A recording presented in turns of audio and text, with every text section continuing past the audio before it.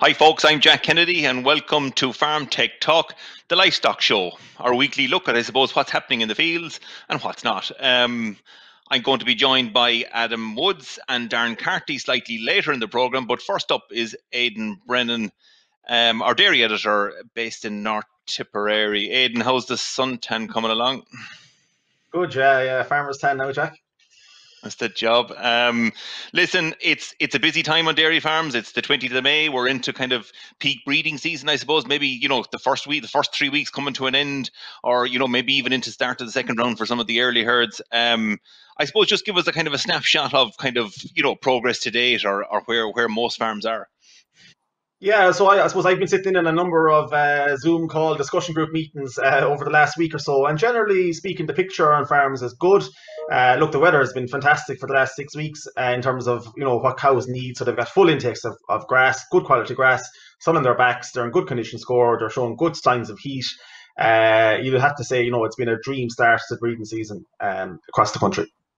Yeah, before we get deep into the kind of management stuff in terms of what's happening in the fields, I see in your pages this week you have a kind of an article kind of showing a kind of an international perspective on different breeding programs and where we are or where we should be going, etc., and that kind of thing. Maybe just give us a kind of a quick snippet of kind of your thoughts on that piece and what kind of concluded.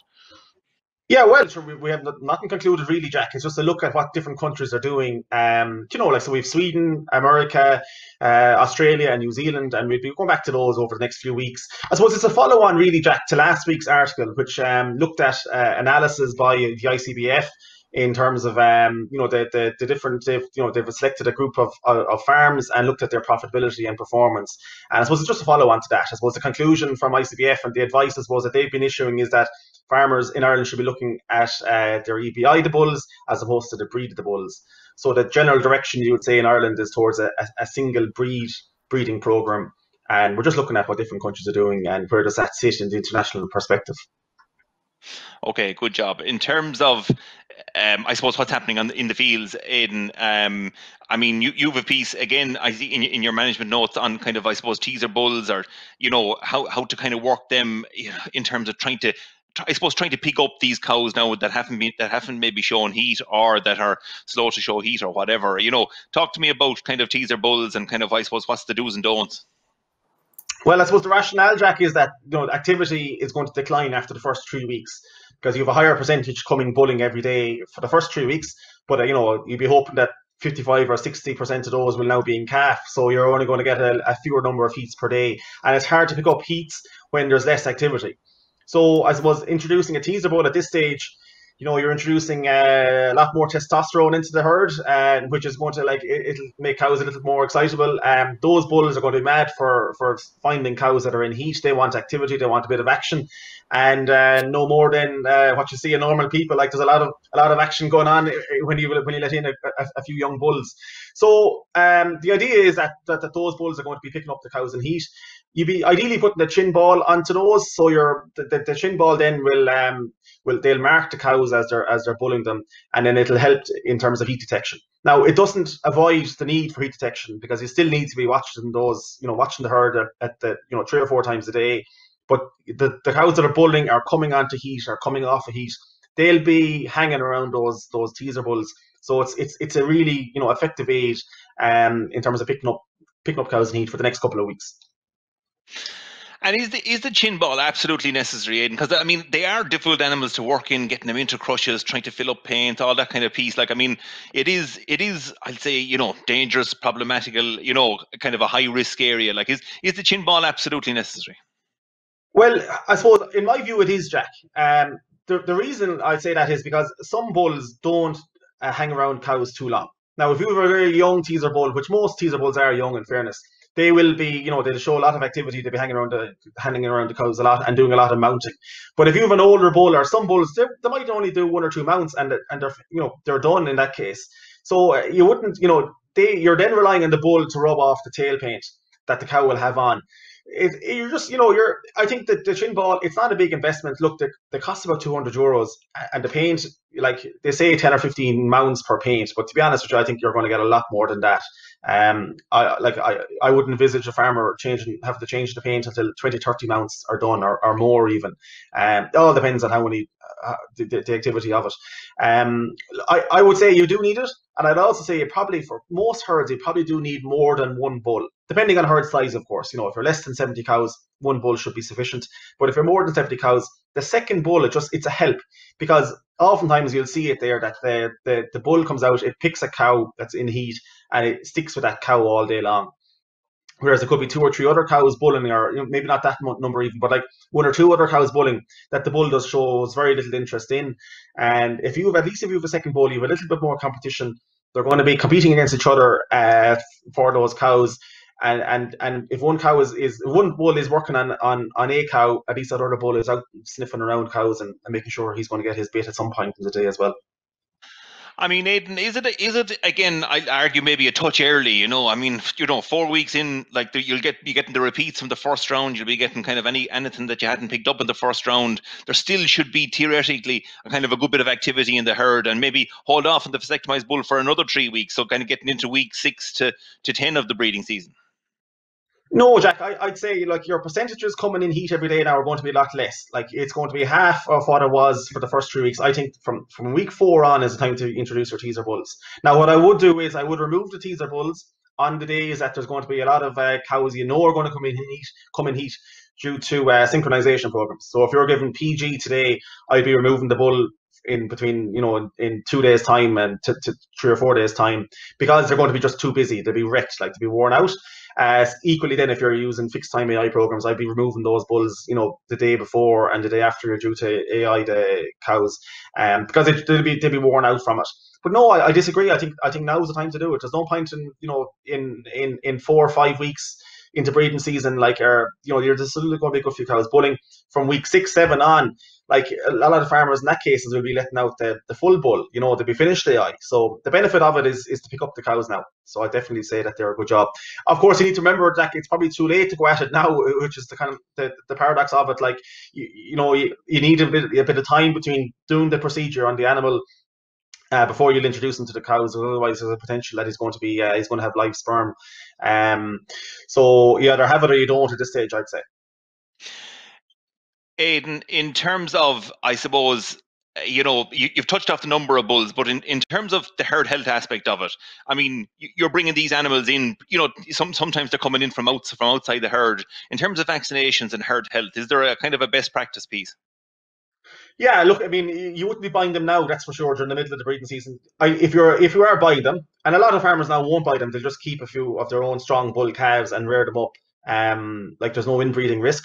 So if you are buying them, like definitely you should be buying them 3 to 4 months before you need to use them, and keep them isolated and do the full procedure in terms of vaccines, whatever the herd policy is on it. Look, the big thing is they're going to be bringing in IBR or something like that.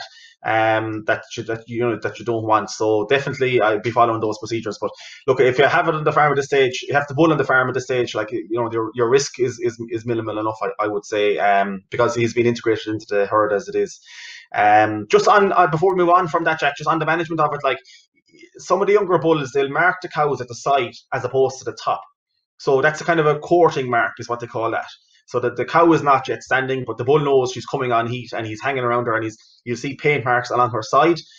That's not a definite sign of that cow is bulling. You're looking out for signs, the paint marks on the top of on her back, top of her back. That indicates that the bull has been actually mounting her, so that cow is in heat. Okay, yeah. So the activity might be kind of a day in advance of when she's actually standing in heat. Like, yeah. What will I say, Aidan? I suppose in terms of the AI usage now, I mean, are guys switching over to beef AI or beef stock bulls even at this stage? 3, 4 weeks, maybe 5 weeks into the breeding season. Yes, some are definitely, Jack, and what you tend to see is that the herds with better fertility are using more beef because they don't need as many replacement heifers because they've usually get a high conception rate in the first 3 weeks. So yeah, the amount of beef being used now is going to really ramp up over the next few weeks. And look, I mean, I suppose things to look out for there is in terms of calving difficulty. You don't want to be overly, increasing the risk of calving difficulty. ICBF have changed the protocols this year, so you now have a split between cow calving difficulty and heifer calving difficulty. So there's, you can see exactly with the bulls you're using which is which. And look, there's scope there. I mean, if you have a big frame of a cow, she's third, fourth lactation plus, I've no issue using a bull that's 4 or 5% difficult on her, because chances are she's going to calve that cow no problem, or that calf no problem. If you have heifers or first lactation cows, even second lactation cows, you really want to be careful of what you're using. And I'd be saying, it's, you're less than 2.5-3% in that case, which limits the amount of bulls you can use. You're back to the more traditional breeds in that case. The other thing to look out for is the gestation length. Long gestation lengths will reduce your days of milk next year. So basically, Jack, like looking at the dairy beef index, which is, I suppose, the thing that ICBF have out now for picking your beef bulls on the dairy herd, you'll see all that information there, and also the beef value carcass of the value of the beef carcass as well. So you're getting like the best of both worlds, you could say. Aidan, I suppose just to touch up and finish up on the grass side of things, I hear some farmers in the east, I suppose, effectively kind of drying up considerably and maybe even cutting silage, in advance of maybe when it's fit, because they kind of see it going backwards. Then I hear some farmers in the west and they're dead happy, no issues. So I suppose, again, it's a mixed picture at farm level in terms of where they are in terms of cutting silage, and I suppose in terms of grazing conditions, etc., and that kind of thing. Yeah, it's reflective of the weather, Jack. Like it's incredibly dry the last 6 or 8 weeks, and there was rain last night. But again, it was regional. Like not everyone got. There's a big range across the country. The southwest got a lot more than the northeast, who are most in need of it. In terms of cutting silage early, it depends on the weather and how much rain you got. Look, I mean, 10 or 12 mils of rain won't make a whole lot of difference if you're dry. Like if your grass has been burning up for the last couple of days, 10 mils of rain won't make a difference. Okay, it'll arrest the decline slightly. But on the other side of it, though, like if you are dry, getting dry, the rain will be a help. It'll keep you going for another bit longer. And generally speaking, you might get a bit of a boost in terms of growth now after that in your silage ground. So I'd say it depends.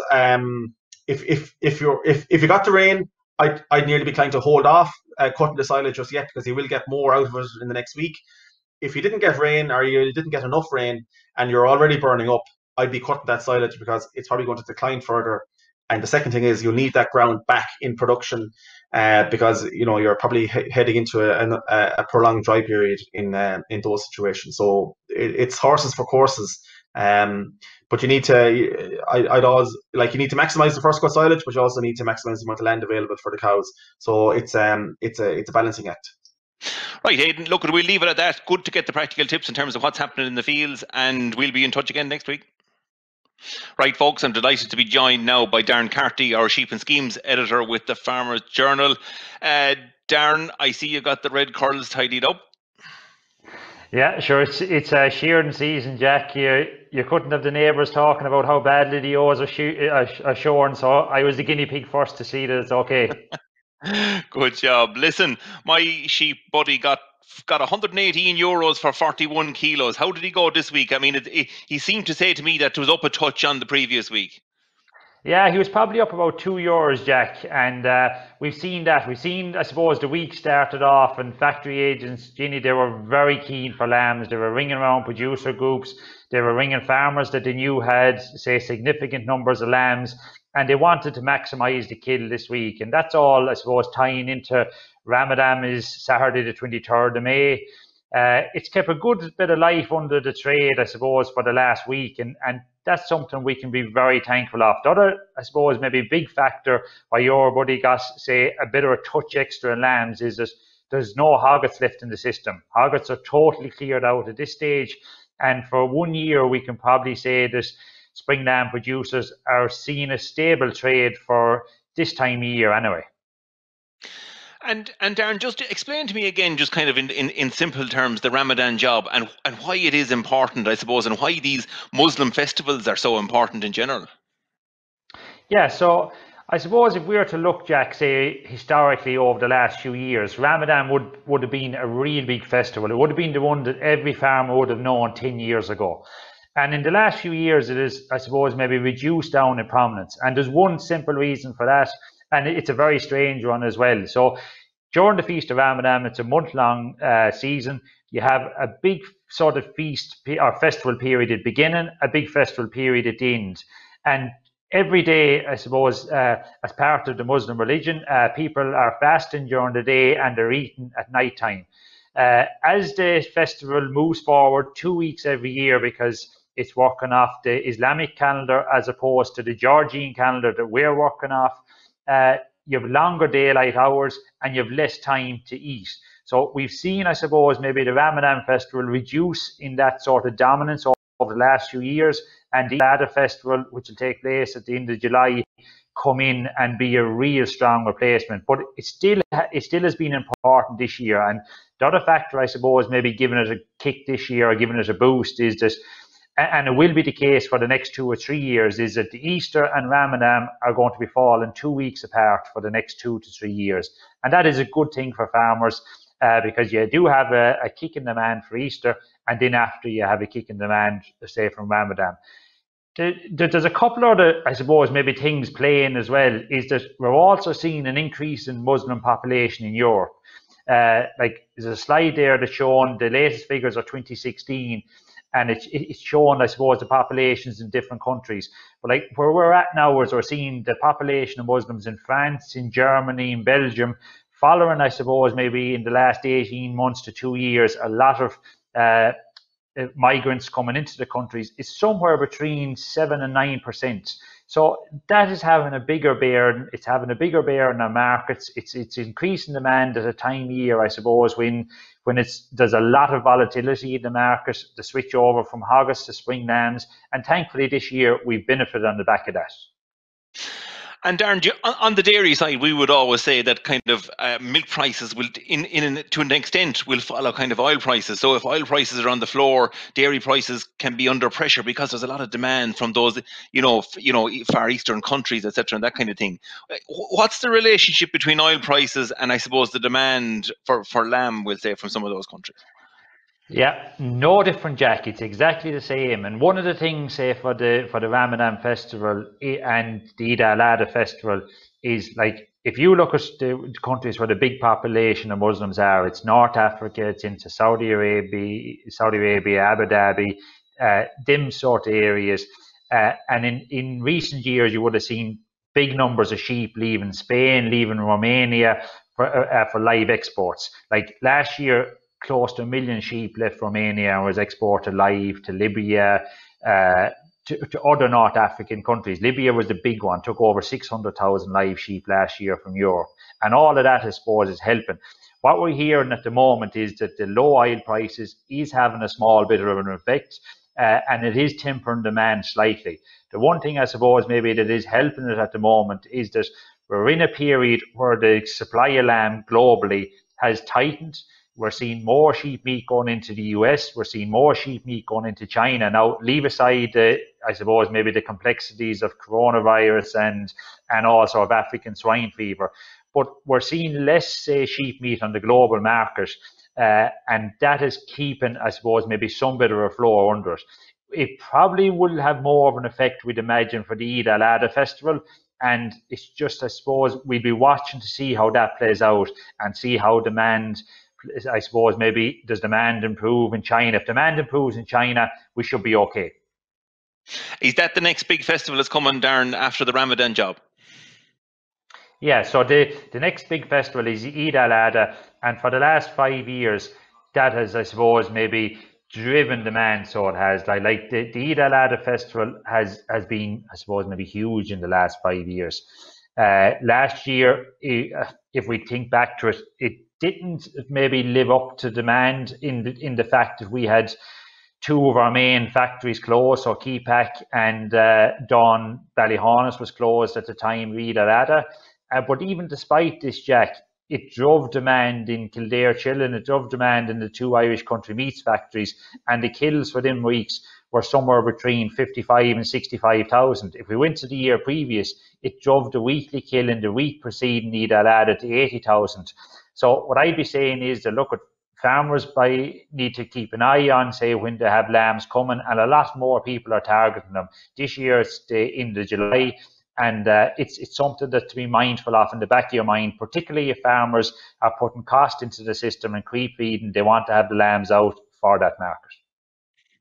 Okay, to bring it back down to in the fields, I suppose, Darren, what's the kind of variation in terms of grass supply and how guys are managing it?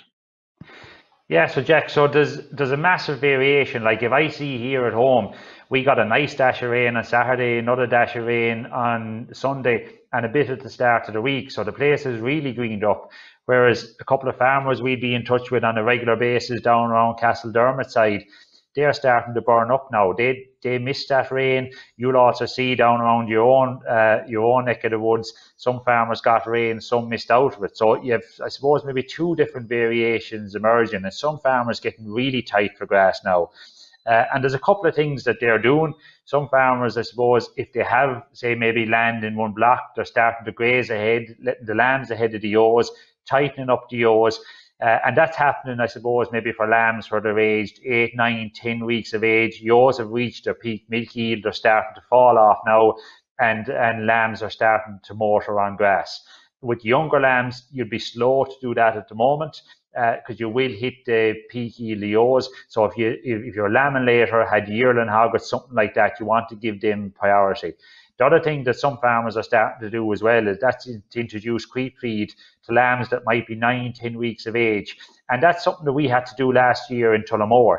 And the benefit of introducing creep feed early is that if you then do have to go, if you get really tight for grass in the next few weeks ahead, that you can pull and you can wean early. You can wean, like once a lamb is eating 250, 300 grams of creep feed, you can come in, wean your ewes, prioritize the grass for lambs, and get going that way. In Tullamore, what we did last year was we weaned at about 11 weeks of age, and lambs throve on then. We fed the ram lambs with about a half a kilo of meal, and we fed the ewe lambs with about 0.3 kilos of meal because we saw that they were going a bit fatter, a bit quicker, and then we upped the meal levels on the lambs. What I'd be saying is, look, creep is a cost, but the way we looked at it is, and we did the figures, was we were as well off to keep the lambs going at that stage when there was a better feed conversion efficiency rather than come in at the end and having to feed them. The other thing is, look, there is a bit more rain forecast, and it's to try and take advantage of that, and also to try and, I suppose, maybe have your fertilizer applications combined when there is any bit of chance of moisture. Has there many of your guys, Darren, silage cut or anything like that yet? You will say, or take any kind of taken out bales, I suppose, or what, or what's the kind of situation on kind of look, you have two perspectives. You have the intensive lowland guy or the kind of the hill man. What's kind of happening in both of those in terms of kind of next winter's job? Yeah, so both of them, Jack, are probably at different situations than they would have ever been in other years. In that, like some of the more intensive lowland fellas, what they've done is actually they've advanced the silage and they've cut it where moisture is, say, very, I suppose, maybe where your moisture deficit is getting to near enough drought situation. They've seen that the swards were going back. Yes, the dry matter on the grass was, say, going up, but the grass was actually reducing in front of their eyes, and some of them have come in and just cut it out of it this week, and they've said that, look, they'll go for a bigger second cut, or that if things stay bad, at least they have the option of getting that back into the rotation quicker. What I'd be saying is that for people with surplus paddocks, and this is also playing out, I suppose, a bit at the minute, is that if anyone is them taken out and you are tight for grass, look, you need to get them cut. Don't be letting them bulk up, and get them back in as quick as you can. The other area, and you mentioned it there, is that typically at this time of the year, more marginal areas, and in particular, if we talk at hill areas or maybe hill or mountain areas, that they would have generally been in a good position because you would have had plenty of rain at the start of the year. Say not a year where you have too much, and that grass would be thriving on, or would at this stage, say in May, that you would get a good boost, and fellas would be putting ewes and lambs back up to the hill. Like even in some of our Northern Ireland sheep program, the hill sheep farmers there are probably worse affected than some of the lowland ones, because untypically they haven't got as much rain as they generally had.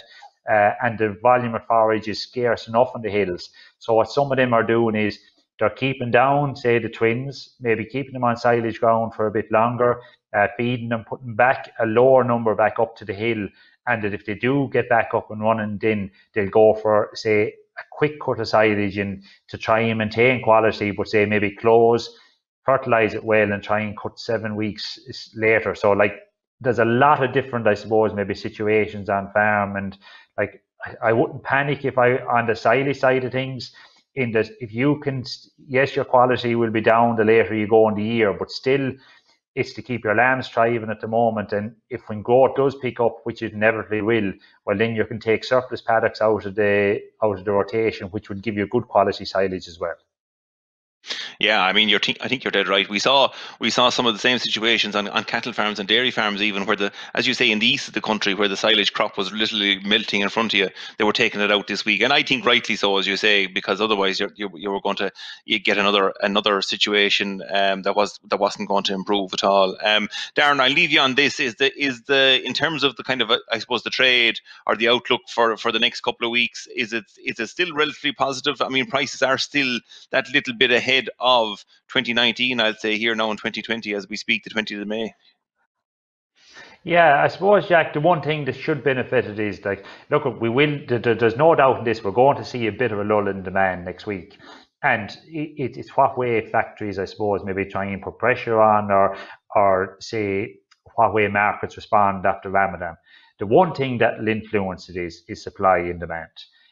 If say demand reduces down, but supply isn't in a position to meet it, well, then the trade should hold solid. And I do think that, look, there will be a big kill this week because it's been driven by factory demand. I think that will fall off next week, and it should help to undermine or to underpin the trade.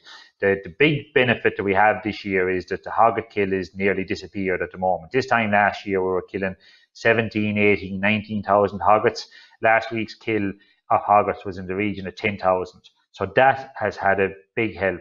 We'll also see, I suppose, maybe drafting rates slowing down a bit on farms that are starting to get hit on say grass supplies, and that will benefit it as well. Look at it for the farmers who are trying to draft. It's unfortunate, but it probably will help the market to steady. And I think that hopefully that you will see a bit of steadiness, even if prices do come back, that it won't be the collapse we've seen in other years. Okay, final question, Darren. The schemes, the BPS job that finished up. I suppose all applications came in, or did they? And maybe is just in time. The deadline for making edits or changes to that application. What's the give me a line or two on that. Yeah, so a quick line or two, Jack. 129,000 and I think 60 something odd applications would have been the same as other years. So that went well. The BPS amendments can be done up to the 31st of May without any penalties. So you can add plots, or say you can add parcels where you know the parcel number. You can amend claimed areas up until the 31st. After that, if you're adding plots, there'll be a 1% penalty on that parcel for every day that's late up until the 9th of June, and after that they won't be accepted.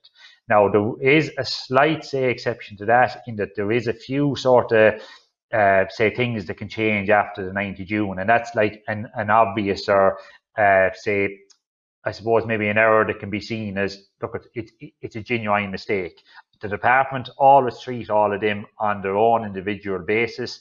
But what I'd be saying to people is, look, if you're going in doing an amendment, or even to go back and have a look, that some of them applications came in very quick in the last few days, and to just check to see that you're okay. Do you need to make any changes, and see where you go from there?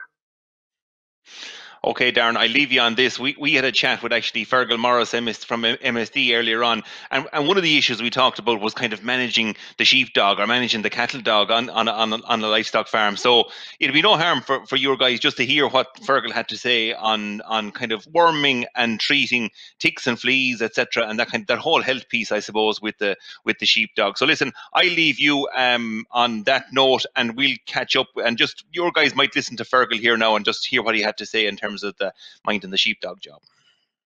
Yeah, I think it's a very important point to make, Jack, because they are very prone to picking up worms, especially as puppies, but even all the way through their life. And from that point of view, it's worth looking after worms, roundworms, but also tapeworms. So it's worth, I'd say, having a conversation with the vet about the best product to use. But normally, dogs probably need to be wormed out once every 3 months. It's a little bit like cattle. There's a programmed approach, and that will clear up any worms that they pick up, because there's always the risk they'll pick them up from neighbouring dogs that are crossing the farm. But even foxes will carry some of the worms and tapeworms that dogs can carry. So they're definitely worth getting wormed on roughly every 3 months.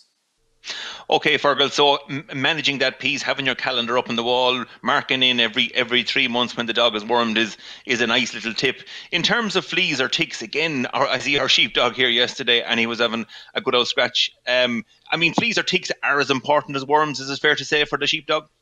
Yes, and it's interesting, again, they can be carried by foxes in particular, other dogs, but ticks, in the last 5 to 10 years, we've seen a big explosion in the number of ticks, right across Northern Europe in particular. Ticks become active when the temperature is above 10 degrees and they need damp, warm conditions. So the conditions are ideal in Ireland. And we've probably seen less ticks and less red water in cattle because we've controlled the type of grass. So they like longer grass. So better grassland management will certainly reduce it in cattle.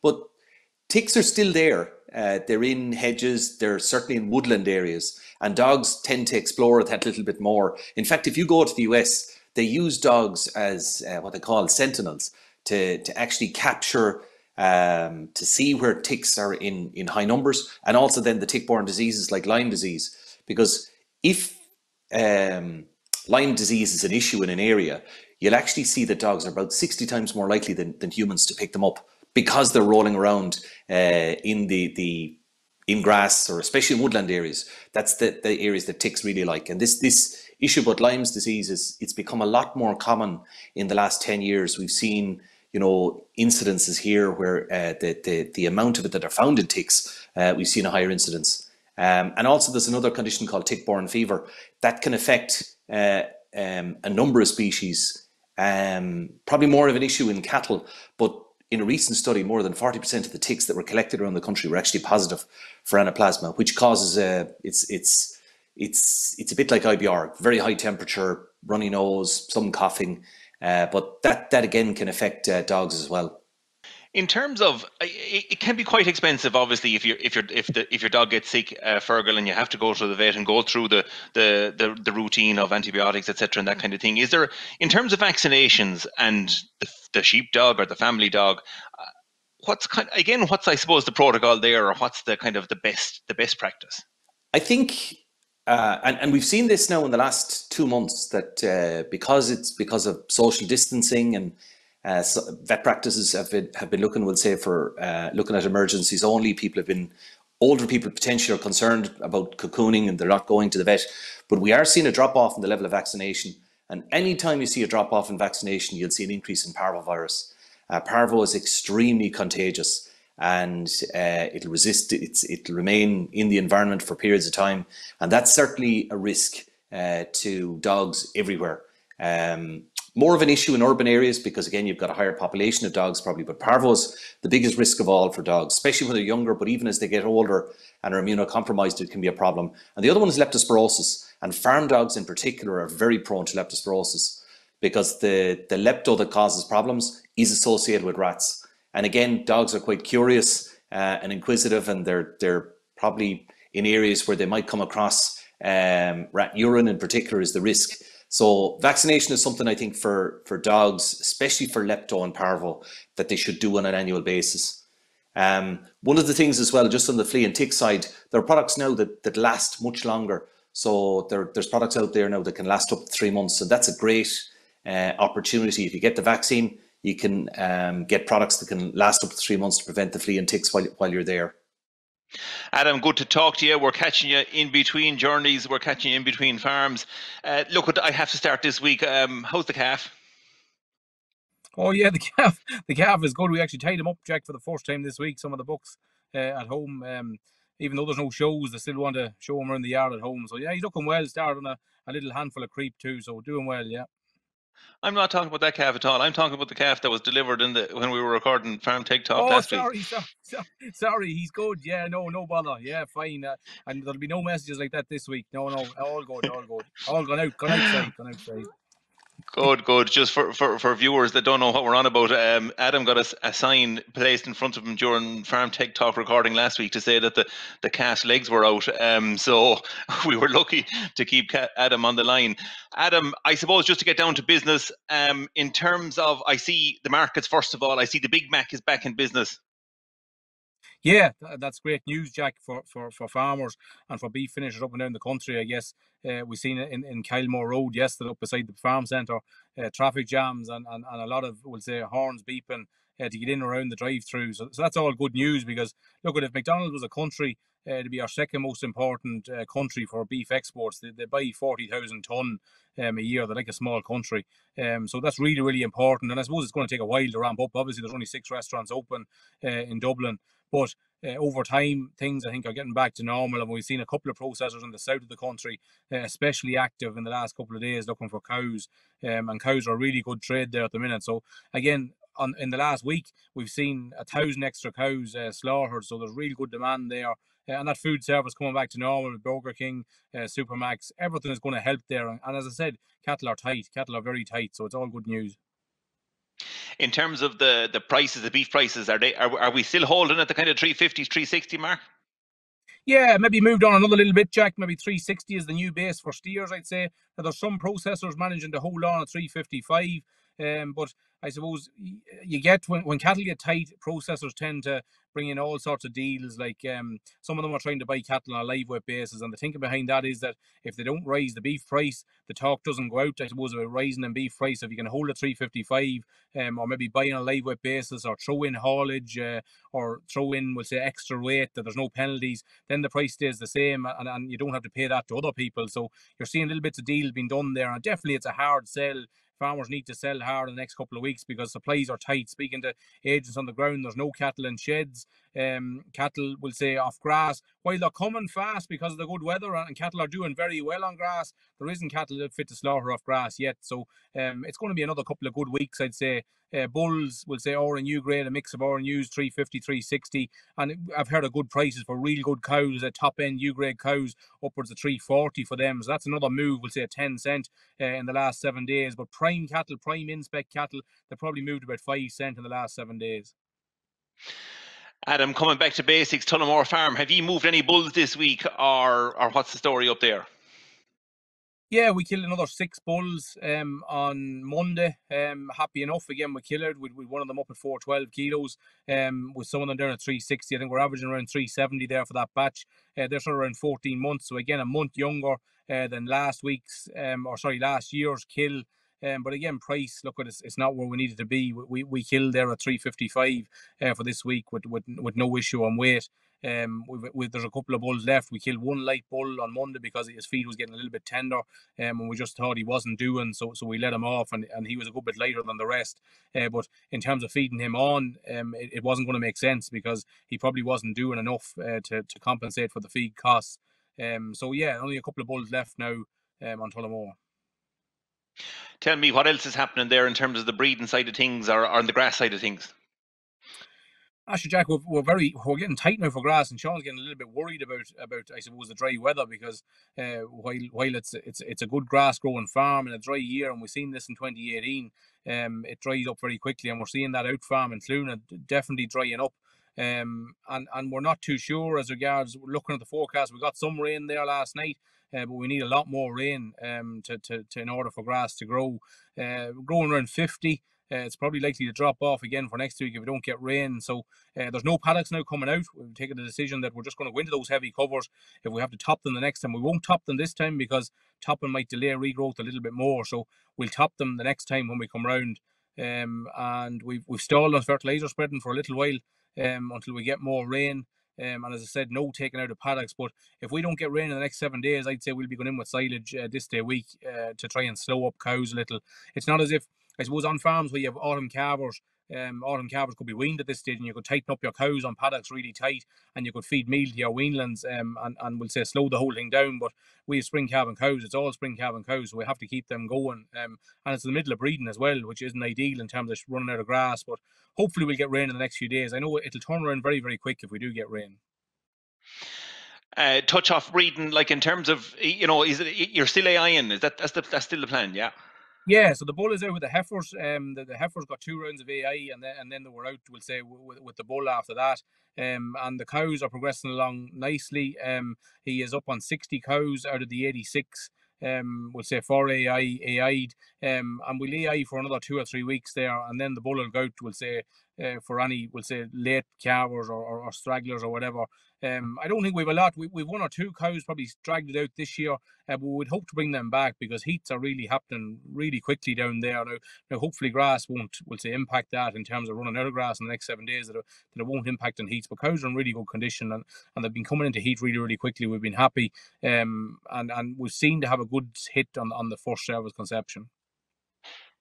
I suppose the other side of it is, again, like you said, you've all spring calving on the cows. The lambs and the sheep are all still there. There's no lambs being drafted off yet, so you can't reduce demand that way either. You know, so the throttle is full down in terms of demand at the moment. Like Throttle is full. We talked about it this week, Jack. If I suppose silage ground has come on really well, and if we got the silage maybe cut Tuesday or Wednesday next week, if weather allowed, we could possibly buy a few days around those silage aftermaths, in terms of cows grazing off headlands and bits and pieces through. You could easily buy 5 or 6 days there on 50 acres. So that's an option maybe next week to try and delay the thing a little bit more. But look, at rain is what we want, and there's not a lot of substitute for that in terms of rain. We need moisture for grass to grow and to avoid going out with silage. But we've made bales 3 or 4 weeks ago, and look, that's what we'll do. Those bales will go back out again to try and slow up the cows. The last thing we could do is start running around the farm and get into a tailspin, going into covers maybe 800-900 or 1,000. You'll move around too quickly then, and you'll never have grass. So we just have to slow the thing down as much as possible over the next week. Okay, good man. Last question. I mean, will you make kind of second cut silage there on that farm, or is it a kind of a big first cut and then lay it out like? We will. We'll make some second. We'll make some second cut. The first cut, we'll try and get a really good quality first cut. We have a lot of silage left in the yard, and I suppose the question was there. Sean was wondering, geez, do we have to cut as much silage this year? Or we have a big bud of silage left here. Why not, reduce the amount of fertilizer that we spread and use that silage up as a buffer next year? But I'm more of the opinion maybe that we need to keep that buff there in terms of, if we look back to 17, 18, that buffer was always needed there. And I think it's always good to have silage left over in a pit. I know it looks unsightly and maybe it's awkward around power washing the yards and stuff and covering it down, but I'd be happier with that pit there. It's not a full pit. There's whatever, about 30 or 40 foot of a pit left. And still cut our full complement of silage and proceed as normal and leave that there for a time when it's needed. Okay, Adam, listen, I know you're under pressure. I leave it at that, and look, we'll touch base again there next week and get another update in terms of where things are. Thanks for that. Okay, Jack. Okay, thanks to Adam and the lads again this week. I mean, picking up, I suppose, on what they've all mentioned in terms of the activity in the fields, we put a call into Ciarán Roche, risk manager with FBD Insurance, I suppose, just to get an update again on safety on farms and where we were. Listen to what he had to say. Yeah, again, I suppose 2 of the fatalities we've had so far related to bulls on dairy herds, and every bull, as we said, can be very dangerous or are potentially very dangerous. There's a huge amount of risks with livestock. It's not just about the fatalities. So we see an awful lot of injury around testing time, calving time.